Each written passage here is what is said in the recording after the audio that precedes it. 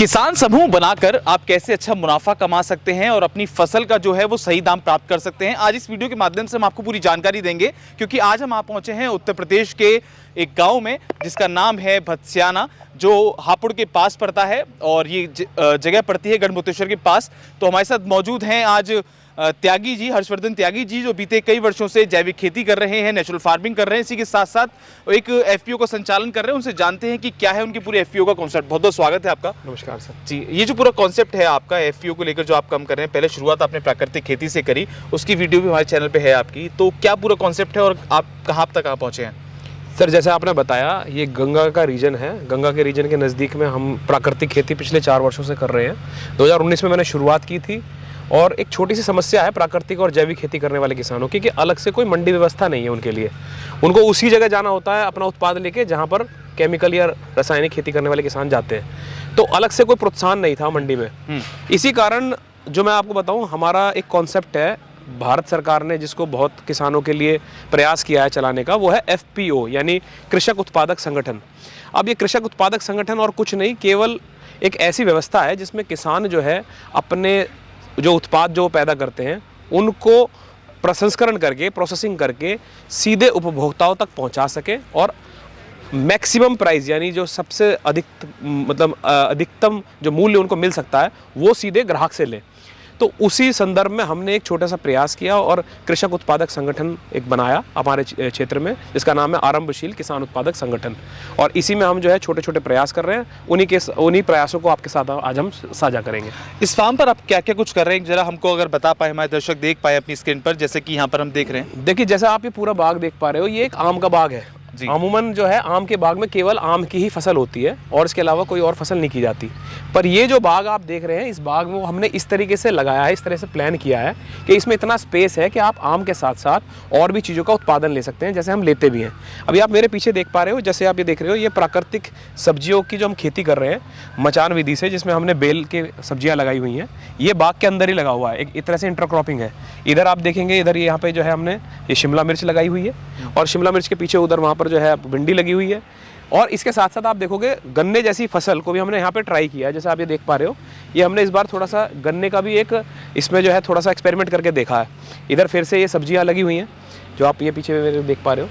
तो इस तरीके से हमने जो है ना एक इंटीग्रेटेड फार्मिंग मॉडल बनाया है, जिसमें केवल प्राकृतिक खेती में फल और सब्जियाँ भी हों, साथ में हमने यहाँ पर जो है थोड़ा मधुमक्खी पालन भी किया हुआ है, गौ पालन भी किया हुआ है। एक इंटीग्रेटेड फार्मिंग मॉडल बनाया हमारे और भी किसानों भाइयों के लिए, जो उसे देखकर अपनी खेती में इम्प्लीमेंट करें और बागवानी में किस प्रकार सब्जियों को साथ में लें, मधुमक्खी पालन को, गौ पालन को साथ में लें। इस प्रकार से हमने इस मॉडल को तैयार किया।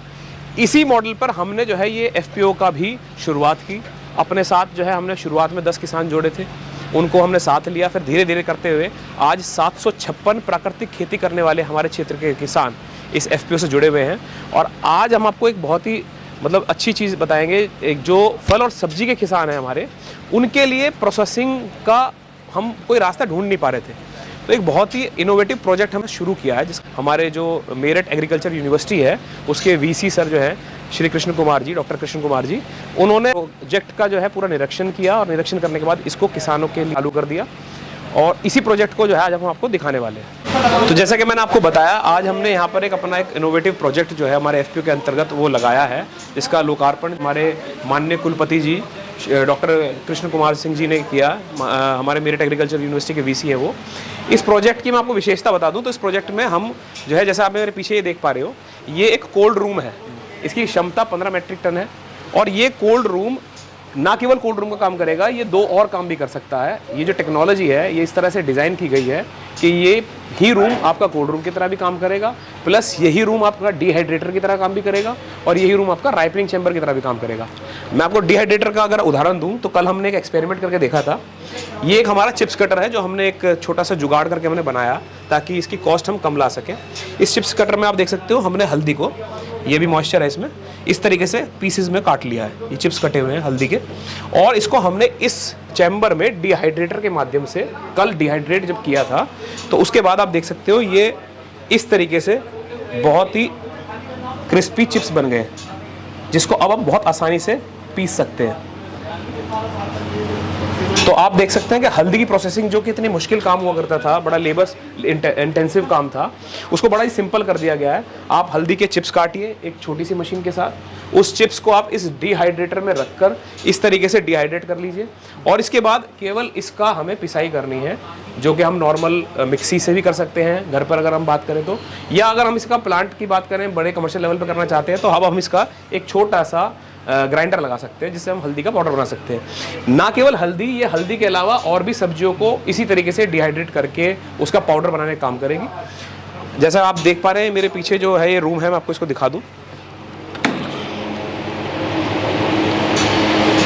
ये जो रूम आप देख रहे हैं, इस रूम के अंदर ये जो मशीनरी है ये काम करती है ठंडी हवा फेंकने का, यानी कूलिंग करने का। इस समय अभी इसका जो टेम्परेचर है वो 1 डिग्री या शायद 0 डिग्री के आसपास है, और बिल्कुल इसने इस रूम को ठंडा किया हुआ है। हम जब भी फल और सब्जी को इसमें स्टोर करेंगे तो इसको इस मशीन की सहायता से, जो आप मेरे पीछे देख पा रहे हैं, इस मशीन की सहायता से कूलिंग देते हुए इसमें हम फल सब्जियों को 25 से 30 दिन तक स्टोर कर सकते हैं। दूसरे एंड पे अगर हम बात करें, ये है इसका हीटिंग चैम्बर का काम करने वाला पार्ट, जो कि यहाँ पर डिहाइड्रेट के लिए इसमें हीट पैदा करेगा। और अगर हम जब इसमें किसी भी फल या सब्जी को डिहाइड्रेट करना चाहते हैं तो इसका कूलिंग चैम्बर ना यूज़ करते हुए हम इसका डिहाइड्रेटर यूज़ करते हुए इसका डिहाइड्रेशन प्रोसेस से किसी भी फल और सब्जी को डिहाइड्रेट करके चिप्स के फॉर्म में कन्वर्ट कर सकते हैं, और फिर बाद में उसको मिक्सर के थ्रू पिसाई करके पाउडर बना सकते हैं। आइए मैं आपको मशीन दिखाता हूँ, मशीन कैसे काम करेगी। जैसा कि आप मेरे पीछे देख पा रहे हैं, जो मैंने आपको कोल्ड रूम दिखाया था वो इस मशीन की मदद से ऑपरेट करेगा। इस मशीन के अंदर जो है हम फर्नेस के थ्रू बायोमास डालते हैं, जैसे कि आप मेरे पीछे देख पा रहे हो। इस फर्नेस के अंदर इस प्रकार के हम छोटे छोटे पैलेट्स जो आप देख रहे हैं, इनका भी उपयोग कर सकते हैं।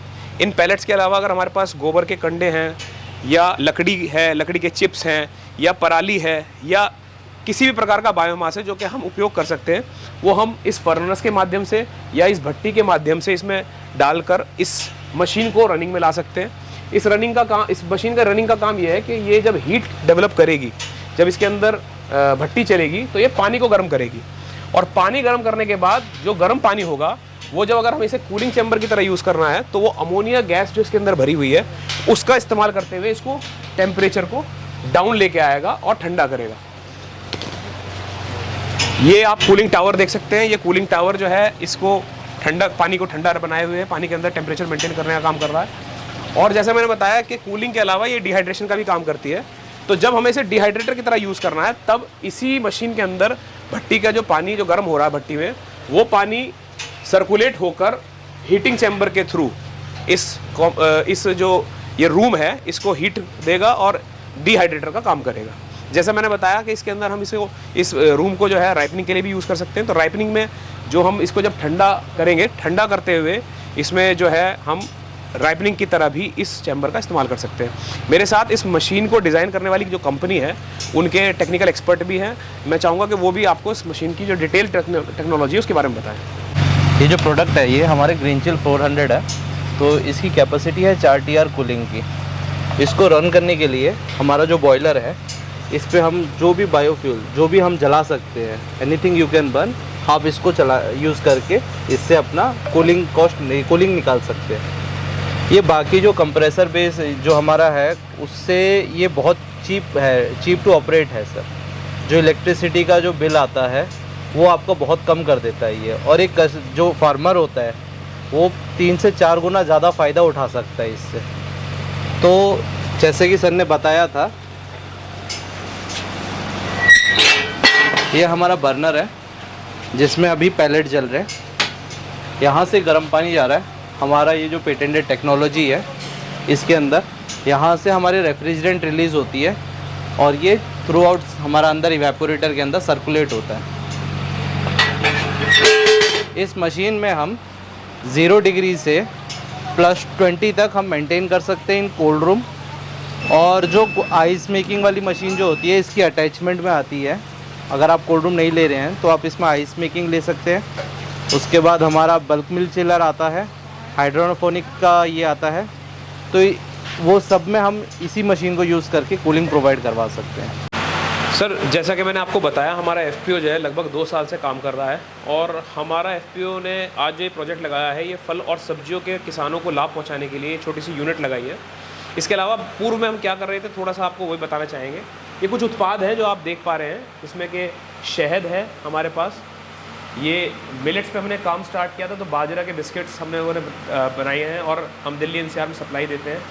ये हमारा सरसों का तेल है, क्योंकि हमारे यहाँ पे पीली सरसों की जाती है प्राकृतिक रूप से किसानों द्वारा, तो उसका हम तेल तैयार करके सीधे उपभोक्ताओं तक पहुँचाते हैं। और ये बासमती राइस है, क्योंकि हमारे क्षेत्र में बासमती धान के किसान काफ़ी हैं जो कि बासमती धान की बहुत अच्छी खेती करते हैं। तो ये कुछ एक उत्पाद हैं जो हमने पैकेजिंग कर पिछले 2 सालों से लगातार हमारे जो शहर के जैविक या प्राकृतिक खेती के उत्पादों को ग्रहण करने वाले जो कस्टमर हैं, उनको हम सीधे सीधे पहुंचाते हैं। और इसी के कारण ये जो किताब आप देख पा रहे हैं, ये जो हमारी एग्रीकल्चर यूनिवर्सिटी है मेरठ, उसके द्वारा प्रकाशित की गई थी, किस प्रकार एफपीओ या स्वयं सहायता समूह काम कर सकते हैं, उस पर एक किताब पब्लिश की थी, जिसमें हमारी एक छोटी सी सक्सेस स्टोरी उन्होंने पब्लिश की है। मैं आपको दिखाना चाहूँगा।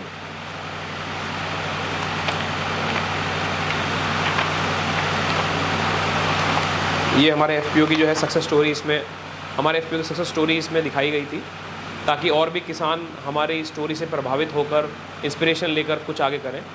ये छोटी सी प्रयास है हम लोगों का हमारे क्षेत्र के किसानों की आय को बढ़ाना। जैसे कि हमारे देश की सरकार चाहती है कि हमारे देश के किसानों की आय बढ़े, तो जो मेरा अनुभव है, व्यक्तिगत अनुभव है, और हमारे साथ जुड़े किसानों का व्यक्तिगत अनुभव है, वो ये कहता है कि केवल खेती से किसानों की आय कभी नहीं बढ़ने वाली।